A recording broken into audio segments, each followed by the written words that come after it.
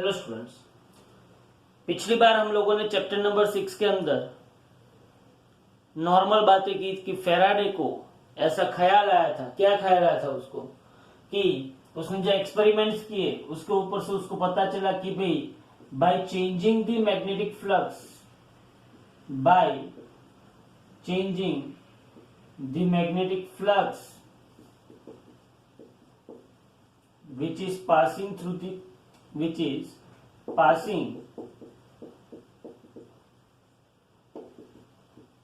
through a coil, we can induce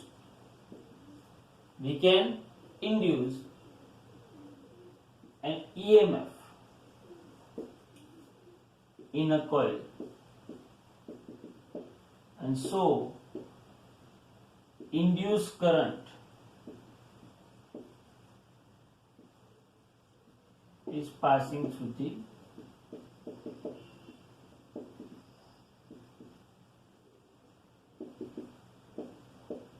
coil। ये उसका जो ख्याल था 3 एक्सपेरिमेंट के बाद उसका जो कंक्लूजन था वो ये था। अब हुआ क्या कि चलो ये तो हमें पता चल गया कि मैग्नेटिक फ्लक्स में चेंज करना है, लेकिन मैग्नेटिक फ्लक्स में हम चेंज कैसे कर सकेंगे? क्योंकि मैग्नेटिक फ्लक्स मैंने जो पिछली बार आपको बताया, बोलो मैग्नेटिक फ्लक्स क्या था,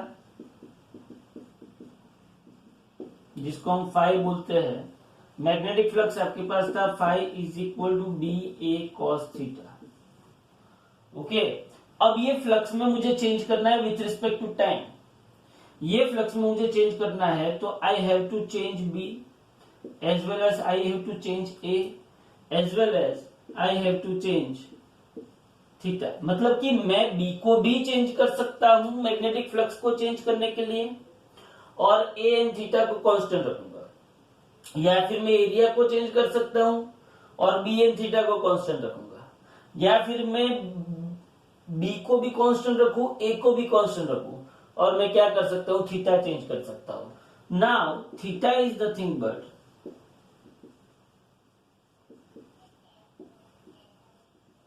angle between vector B and vector A. से इसको समझने के लिए तो मुझे कुछ भी करके ये मैग्नेटिक फ्लक्स में चेंज करना है। हमारे पास मैग्नेटिक फ्लक्स का ये इक्वेशन है phi is equal to B A cos theta. Magnetic flux में अगर आपको चेंज करना है तो आप इक्वेशन को देखो। इक्वेशन हमने देखा phi is equal to B A cos theta. हमारे पास क्या क्या पॉसिबिलिटी है देखो आप।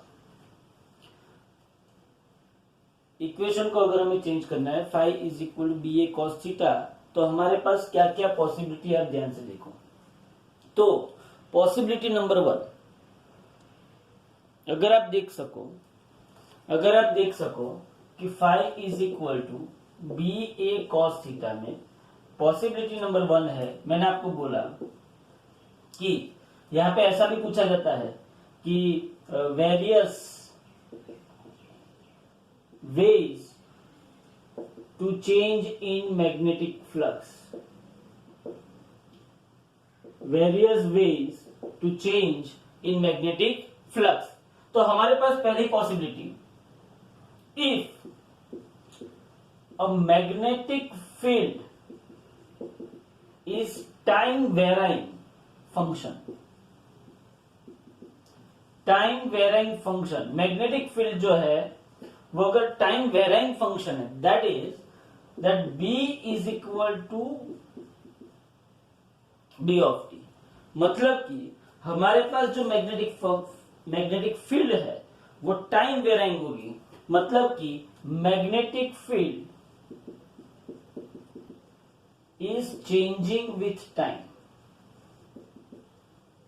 Changing with respect to time. Okay, तो मैं बी को चेंज कर रहा हूं विथ रिस्पेक्ट टू टाइम। अगर बी चेंज हो रहा है तो ये इक्वेशन देखो, phi is equal to B A cos theta. Theta constant रखा, मतलब कि magnetic field and area vector के पीछे एंगल कांस्टेंट रखा, एरिया वेक्टर कांस्टेंट मतलब कि area of the coil constant रखा। अब मतलब एरिया ऑफ द कॉइल मतलब व्हाट, मैग्नेटिक फील्ड के अंदर कॉइल का कितना सा एरिया एंक्लोज हो रहा है उसको हम एरिया बोलेंगे, समझना ध्यान से, वो मैं भी समझाता हूं। लेकिन यहां पे मैंने थीटा को कांस्टेंट रखा, ए को कांस्टेंट रखा, मैंने सिर्फ किसको चेंज किया, बी को चेंज किया। तो विथ रिस्पेक्ट टू टाइम अगर ये बी चेंज हो रहा है तो ये फाई बी क्या हो रहा है, चेंज। और जब फ्लक्स चेंज होगा तो कॉइल के साथ जो मैग्नेटिक फील्ड लाइंस एंक्लोज हुई है वो number of magnetic field lines भी चेंज होगी। और जब मैग्नेटिक फील्ड लाइंस चेंज होती है, number of magnetic field lines change होती है, मतलब पहले 5 पास हुई, फिर 10 पास हुई, फिर 18 पास हुई, तो मैग्नेटिक फील्ड लाइंस जब चेंज होती है फ्लक्स के साथ, मतलब मैग्नेटिक फील्ड लाइंस जो चेंज होती है जो कॉइल के साथ, कॉइल में से जो पास हो रही है, तो मैग्नेटिक फ्लक्स चेंज होगा। और मैग्नेटिक फ्लक्स चेंज होगा इसका मतलब ये हुआ कि आपको कॉइल के अंदर क्या मिलेगा, इंड्यूस करंट या तो इंड्यूस ईएमएफ। दूसरी बात, दूसरा मैं क्या कर सकता हूं, दूसरा मैं ऐसा कर सकता हूं कि भाई ये जो एरिया बी को कांस्टेंट रखता हूं, किसको कांस्टेंट रखता हूं, बी को, और मैं किसको चेंज करता हूं, एरिया को चेंज करता हूं। हाँ, और मैं किसको चेंज करता हूं, एरिया को। या फिर मैं मैग्नेटिक फील्ड जो है, कौन है मैग्नेटिक फील्ड, किसकी वजह से जनरेट हुई, जैसे कि हमने देखा था आगे कि इसमें से मैंने करंट पास किया तो इसके आसपास मैग्नेटिक फील्ड क्रिएट हुई, और वो मैग्नेटिक फील्ड यहाँ पे जो कॉइल रखी थी और यहाँ पे गैल्वेनोमीटर रखा था, तो वो मैग्नेटिक फील्ड इसमें से पास हुई। अगर मैं यहाँ पे करंट का वैल्यू चेंज करता हूँ, किसका वैल्यू चेंज करता हूँ मैं, करंट का वैल्यू, समझना ध्यान से, किसका वैल्यू चेंज करता हूं मैं, electric current passing through the coil. हाँ, तो if electric current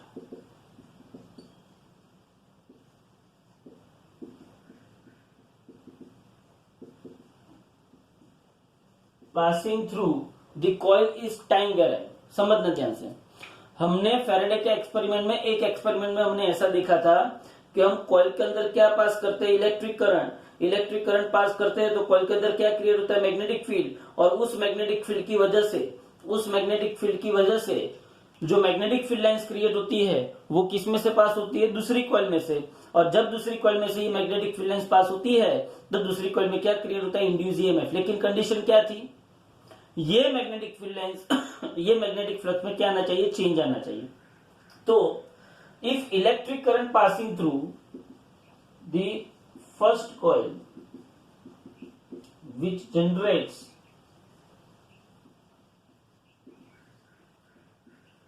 magnetic field is time varying, मतलब जो करंट मैं पास कर रहा हूं अगर मैं वो टाइम वेरिंग कर दूं, मतलब कि वो जो करंट मैं पास कर रहा हूं उसकी वैल्यू टाइम के साथ क्या करता जाओ, चेंज करता जाओ, तो मैग्नेटिक फील्ड ऑल्सो क्या होगी, टाइम के साथ चेंज होगी। और मैग्नेटिक फील्ड चेंज होगी तो फ्लक्स में भी क्या होगा, चेंज होगा। और फ्लक्स में भी चेंज होगा तो आपको इंड्यूस्ड ईएमएफ मिलेगा। ये फ्लक्स को चेंज करने के डिफरेंट वेज बता रहा हूं। उसके बाद तीसरा जो वे है वो मैं आपको क्या समझाना चाहता हूं कि सपोज कि किसी ने ऐसा बोला कि भाई मुझे मैग्नेटिक फील्ड को कांस्टेंट रखना है। क्या रखना है मुझे, मैग्नेटिक फील्ड को कांस्टेंट। मैग्नेटिक फील्ड को कांस्टेंट रखना है, करंट को भी मुझे कांस्टेंट रखना है, लेकिन मुझे area enclose by the loop मुझे चेंज करना है। वो मैं कैसे करूंगा, देखो ध्यान से। सपोज कि ये मैग्नेटिक फील्ड है, मैग्नेटिक फील्ड मैंने कांस्टेंट रख दी, यहां पे मैग्नेटिक फील्ड मैंने कांस्टेंट रख दी। अब कॉइल जो है मेरे पास जो कॉइल है, सपोज कि स्क्वायर कॉइल है, इस कॉइल का ये लेंथ होगा, मतलब बराबर ये लेंथ है, तो इस कॉइल का एरिया क्या होगा, एल स्क्वायर, वो मुझे पता है। लेकिन ये कॉइल में से पास होता हुआ एरिया कितना है, 0 एट दैट टाइम। यहां पे अभी देखो आप, ये जो कॉइल है वो इस मैग्नेटिक फील्ड में से पास हो नहीं रही है, ये कॉइल इस मैग्नेटिक फील्ड में से पास नहीं हो रही है। इसका मतलब ये हुआ area enclose by coil is 0.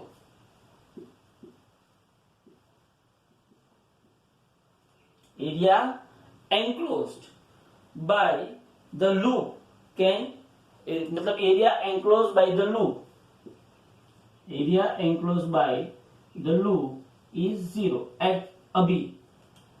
लेकिन अगर यही कॉइल को मैं थोड़ा सा अंदर ले जाता हूं,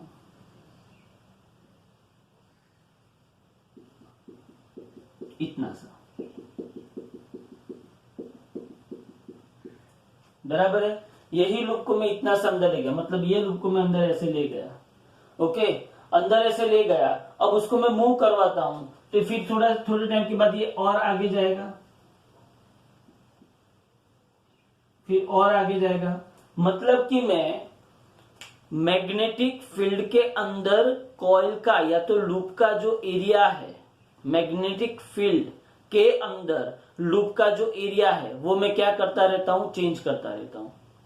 तो सीधी सी बात है, वो एरिया चेंज होगा तो भी क्या होगा, मैग्नेटिक फ्लक्स चेंज होगा. समझो आप, अभी सपोज कि इस लूप में से मैग्नेटिक फील्ड लाइंस पास नहीं हो रही है, इसलिए इस लूप में से मैग्नेटिक फील्ड लाइंस, एरिया तो है इसका L², बट ये एरिया इसमें से कितना पास हुआ, या तो इस एरिया में से, या तो इस कॉइल में से, या तो इस लूप में से मैग्नेटिक फील्ड कितनी पास हुई, तो अभी 0. लेकिन जब मैं इसको अंदर ले जाता हूं, तो एरिया जो है, जो मैग्नेटिक फील्ड में से पास हो रहा है, या तो मैं ऐसा बोल सकता हूं कि नंबर ऑफ फील्ड लाइंस जो है, जो इसमें से, किसमें से, कॉइल में से पास हो रही है, वो क्या हो सकती है, G. तो by changing the area enclosed by loop, by changing the area enclosed by loop can change with. तो मैंने एरिया को चेंज करके, क्या चेंज करके, एरिया को चेंज करके मैंने मैग्नेटिक फ्लक्स में क्या बताया, चेंज बताया. एक ये चीज है. तीसरी चीज यहाँ पे देखो, तो हमने पहली चीज देखी, बी चेंज किया. बी हमने दो तरीके से चेंज किया, या तो हम बी को टाइम वेराइंग फंक्शन बनाएंगे, या तो हम करंट जो पास हो रहा है उसको टाइम वेराइंग बना के बी को टाइम वेराइंग बनाएंगे. ओके, अब हमारे पास एक तीसरा यहाँ पे रहा थीटा चेंज करने का. तो तीसरी जो चीज है, by changing the angle between A and B. A and B के अंदर, ए एंड बी के बीच में मैं एंगल चेंज करके भी मैग्नेटिक फ्लक्स में चेंज ला सकता हूं. कैसे, चलो ये मैग्नेटिक फील्ड फिक्स है, मतलब बी फिक्स किया. ये लूप का एरिया भी एंक्लोज बाय मैग्नेटिक फील्ड, वो भी फिक्स है, मतलब मैंने ए को फिक्स कर दिया. अब तीसरा तरीका क्या है, या तो मैं यहाँ पे ये जो लूप है उसको, उसकी एक एक्सिस ऑफ रोटेशन बना दूं, और एक्सिस ऑफ रोटेशन के साथ ये लूप को क्या करूं, घुमाऊं. ऐसा ये लूप ऐसे घूमेगी तो सीधी सी बात है, पहली बार अगर आप देखोगे तो ये मैग्नेटिक फील्ड अंदर की ओर जा रही है, ये मैग्नेटिक फील्ड अंदर की ओर जा रही है, और सपोज कि ये लूप जो है, लूप का एरिया वेक्टर ऐसे, तो पहले लूप का जो एरिया वेक्टर है और मैग्नेटिक फील्ड अंदर है, लूप का एरिया वेक्टर ऐसे है और मैग्नेटिक फील्ड अंदर है, तो दोनों के बीच का एंगल कितना हुआ, 180 degree.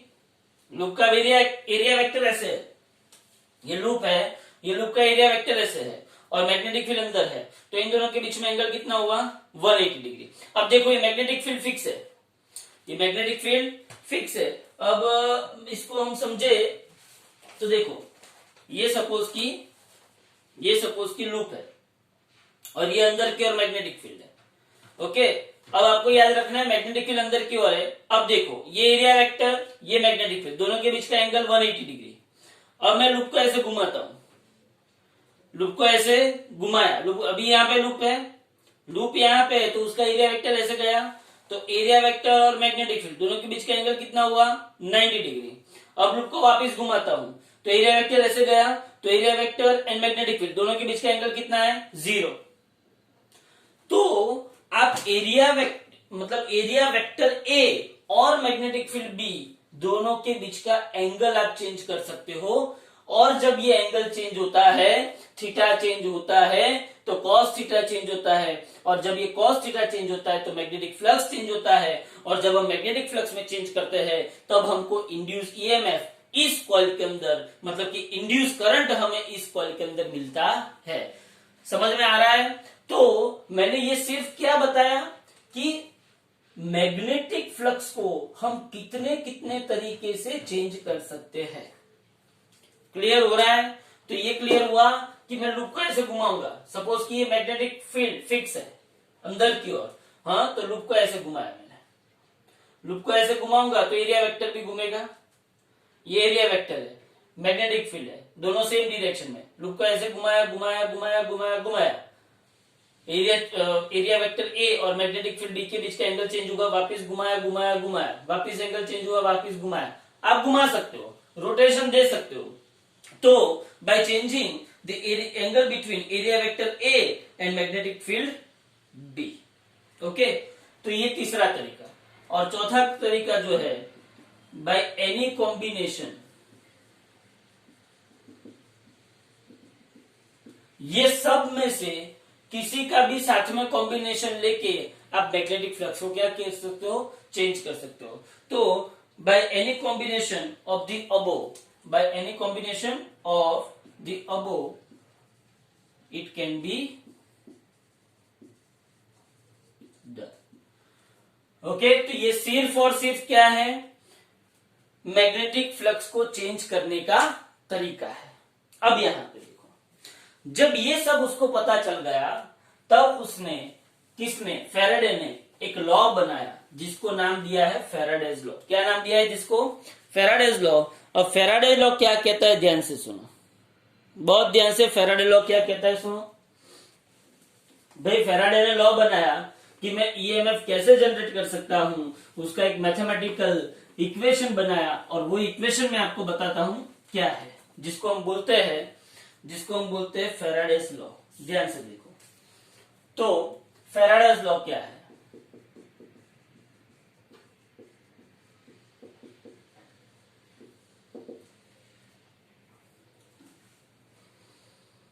induced EMF in a coil, induced EMF in a coil is nothing but negative of change in flux with respect to time। बस सिंपल। ये नेगेटिव साइन क्यों आती है? पहली बात तो ये नेगेटिव साइन जो है, भाई करंट जनरेट हुआ लेकिन इंड्यूस हुआ, करंट इंड्यूस हुआ लेकिन कौन सी डायरेक्शन में इंड्यूस हुआ, क्लॉकवाइज की एंटी क्लॉकवाइज, तो वो करंट की डायरेक्शन बताने के लिए नेगेटिव साइन है। और उसके ऊपर से एक बड़ी थियरी है लेंज लॉ, वो बाद में देखेंगे, इसके बाद वही आएगी। लेकिन पहले इसका मैथमेटिकल फॉर्मेशन देख लो कि जो करंट इंड्यूस हुआ, या तो जो ईएमएफ, ये इंड्यूस ईएमएफ है, ये क्या है, induce EMF is nothing but negative of rate of change of magnetic flux with respect to time. तो E is nothing but minus delta phi by delta t. This is known as Faraday's law. तो इसको हम गुजराती में लिखते हैं the induced EMF in a closed loop, the induced EMF, the induced in a closed loop is negative of, याद रखना, induced EMF in a closed loop is negative of the time rate of change of magnetic flux through the loop, negative of the time rate of change of magnetic flux in the loop. This is known as Faraday's law. Most time E is equal to minus delta phi by delta t. E is equal to minus delta phi by delta t. समझ में आ रहा है? तो E is equal to minus delta phi by delta t. If there are n number of turns in a loop, if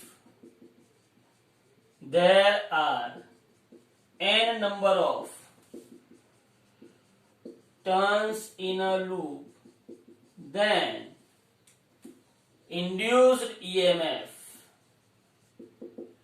E is equal to minus n delta phi by delta t। बोलो इतना पता चला। Simple. एक loop के लिए मतलब loop में अगर वन सिंगल टर्न है तो minus delta five by delta T, अगर एन नंबर ऑफ टर्न है मतलब 5, 10, 15, 20, 5 लाख टन है तो 5 lakh delta five by delta T. इतना पता चला। अब यहां पे एक और बात, आपको ऐसा बोले कि derive the relation between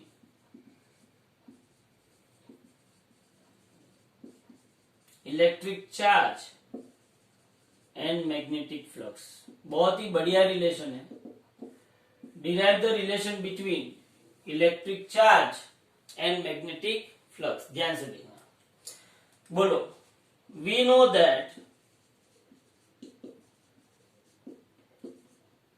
according to Faraday's law, E is equal to minus delta phi by delta t into n। ये आपको पता है। Now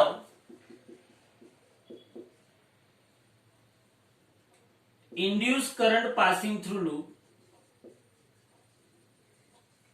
induced current passing through loop, and if resistance of loop is R, then according to Ohm's law E is equal to क्या होगा, IR। होगा कि नहीं होगा? E is equal to IR। But अच्छा, E इज इक्वल आई है तो ये इक्वेशन नंबर 1 ले लो, ये इक्वेशन नंबर क्या ले लो, 2 ले लो। नाउ इक्वेशन 1 एंड इक्वेशन 2 को इक्वेट करो। तो इक्वेशन 1 एंड इक्वेशन 2 को अगर हम इक्वेट करते हैं तो I R is equal to minus N delta five by delta T. I R is equal to minus N delta five by delta T. तो अगर मैं आई को सब्जेक्ट ऑफ इक्वेशन बनाता हूं तो minus N upon R delta five by delta T. बोलो एक current मिला, ये करंट मिला। अब यहां पे देखो, but I is equal to क्या होता है, समझना ध्यान से भी, I is equal to delta Q by delta T होता है। याद रखना ये क्यू है और ये फाई है, ये फाई है, क्यू नहीं है। ये फाई, ये सब फाई है। लेकिन I is equal to delta Q by delta T, delta Q by delta T. So delta Q by delta T is equal to minus N by R delta five by delta T. क्या मैं delta T cut कर सकता हूं? तो इसके ऊपर से मुझे मिला relation delta Q is equal to minus N by R delta. बोलो पता चला? देख लो इसको। बोलो फेराडेज लॉ अपने को क्या कहता है? फेराडेज लॉ अपने को क्या कहता है कि रेट ऑफ चेंज ऑफ, मतलब negative of rate of change of magnetic flux with respect to time will give you induced EMF. Negative of rate of change of magnetic flux with respect to time will give you induced EMF. ये अपने को Faraday's law कहता है। Where negative sign represents the direction of, represents the direction of induced current। याद रखना, current जो हमें किसके ऊपर से पता चलेगा? लेंज लॉ से। किसके ऊपर से? Lenz law, LENZ, Lenz law. देखो यहाँ पे, तो the induced EMF in a close loop is negative of the time rate of change of magnetic flux.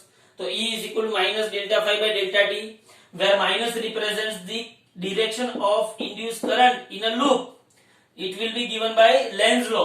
तो E is equal minus delta five delta T. अगर मेरे पास n number of turns है तो E is equal minus N delta five by delta T, बराबर है। ये तो हमको पता चल गया फेराडेज लॉ, लेकिन उसका मैंने करंट के साथ भी एक रिलेशन बनाया और एक रेजिस्टेंस के साथ भी रिलेशन बनाया, तो derive the relation between charge and magnetic flux, we know that according to Faraday's law E is equal to minus n delta phi by delta T. अब अगर कॉइल का रेजिस्टेंस, कॉइल का कुछ रेजिस्टेंस तो होगा ही ना, तो कॉइल का रेजिस्टेंस अगर कितना है R है और उसमें से कितना करंट पास हुआ, I करंट पास हुआ, तो E इज इक्वल टू क्या हुआ, IR।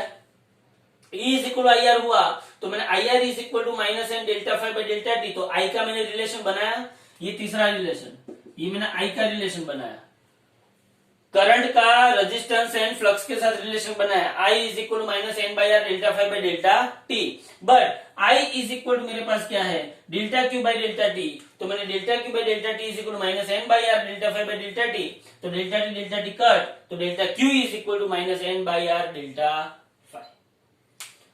बोलो इतना पता चला। तो ये नॉर्मल सी बात हो गई कि कैसे हम लोग फैराडेज लॉ लिखते हैं और कैसे हम चार्ज और फ्लक्स के साथ, चार्ज रेजिस्टेंस एंड फ्लक्स का रिलेशन बनाते हैं। उसके बाद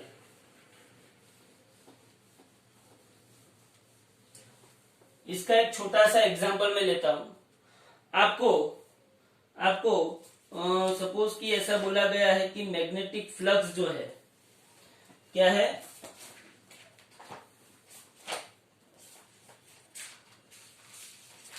सपोज कि आपको ऐसा बोला गया है कि मैग्नेटिक फ्लक्स जो है मेरे पास, वो सपोज नॉर्मली आपको दिया गया है कि समथिंग ऐसा बोला गया हो कि five is equal to 3t² minus 2t plus 1, ये आपके पास फ्लक्स है, ये क्या है आपके पास फ्लक्स, और आपको बात बोले कि find EMF induced in a coil at 0.1 second. Okay, तो आप क्या करोगे, फैराडेज लॉ अप्लाई करोगे। बोलो फैराडेज लॉ आप अप्लाई करोगे तो आपके पास क्या होगा, E is equal to minus N delta five by delta T. अब देखो इसमें ही चलो, E is equal to minus n, ये delta five by delta t है, if limit delta t tends to 0 then E is equal to minus n limit delta t tends to 0, ये delta five by delta t हो जाएगा। ये average induce current है, ये क्या है, average induce current, induce EMF, और ये इंस्टेंटेनियस इंड्यूस EMF, तो E इज इक्वल टू क्या हो जाएगा, माइनस d5 बाई dt। हाँ, अब यहाँ पे मुझे जो एग्जांपल दिया गया है, मतलब कोई नॉर्मली मैंने ले लिया है ऐसे ही रेंडमली, तो मुझे यहाँ पे नंबर ऑफ टर्न्स तो दिए नहीं है, इसका मतलब ये हुआ कि नंबर ऑफ टर्न्स क्या हुआ 1। हाँ, हियर नंबर ऑफ टर्न्स मुझे नहीं दिए हैं, तब आपको क्या लेना है, 1 दिया होगा तो जो दिया होगा वही लेना है। तो E is equal to minus d by D T. बोलो मेरे पास फाइव क्या है, 3t² माइनस 2t प्लस 1, तो E is equal to minus 3t² का क्या होगा 2t, 2t का क्या होगा 1 और 1 का क्या होगा 0। ये तो पता है कि नहीं पता है, 3 का 3, t² का 2t, माइनस का माइनस, 2 का 2, t का 1, 1 का 0, तो E इज इक्वल आपके पास में आएगा माइनस 60 माइनस 2। अगर ये आया तो at t is equal to 0.1 second, E is equal to minus 6 into 0.1 minus 2, 6 into 0.1 कितना होता है 0.6 माइनस 2, तो E is equal to minus 2.6 volt. समझ में आया। तो नॉर्मली हम बात कर सकते हैं कि आगे अगर आपको उसने ऐसा बोला हो कि भाई सर्किट का मतलब कॉइल का जो रेजिस्टेंस है क्या है, आगे वो ऐसा भी न्यूमेरिकल बना सकते हैं कि भाई कॉइल का if resistance of coil is R is equal to 1.3 ohm. Resistance of coil उसने क्या बताया 1.3 ओम। फिर से बोल रहा हूं, रेजिस्टेंस ऑफ कॉइल उसने क्या बताया 1.3 ohm. Then find electric current passing through the coil. तो आपको ई मिल गया है। Now according to Ohm's law E is equal to I R. अब यहाँ पे E क्या होगा, मैग्नीट्यूड में होगा, क्योंकि यहाँ पे अपने को डायरेक्शन लेनी नहीं है। तो E मेरे पास क्या हुआ -2.6 is equal to I, R मेरे पास क्या हुआ 1.3, तो ये 2.6 डिवाइडेड बाई 1.3, तो आई इज इक्वल टू क्या आ गया 2 एम्पियर आ गया। बोलो पता चला। तो ऐसा नॉर्मल न्यूमेरिकल आपको दे सकते हैं, एमसीक्यू में आ सकता है कि आपको फ्लक्स दिया है, तो फ्लक्स का आपको क्या करना है, डिफरेंशिएशन करना है। फ्लक्स का डिफरेंशिएशन करोगे तो आपको ई मिलेगा। फ्लक्स का differentiation with respect to time करोगे तो आपको क्या मिलेगा, ई मिलेगा। ई मतलब इंड्यूस ईएमएफ, ये इंड्यूस ईएमएफ मिल गया आपको, ये इंड्यूस ईएमएफ आपको मिल गया। अब ई आपको मिल गया, आर आपको पता है, तो आपको क्या ढूंढना बोलेंगे, आई। और अगर ई मिल गया है और आई भी आपको बताया गया है, तो आप क्या ढूंढ सकते हो, आर। और कोई बड़ी बात आती नहीं है।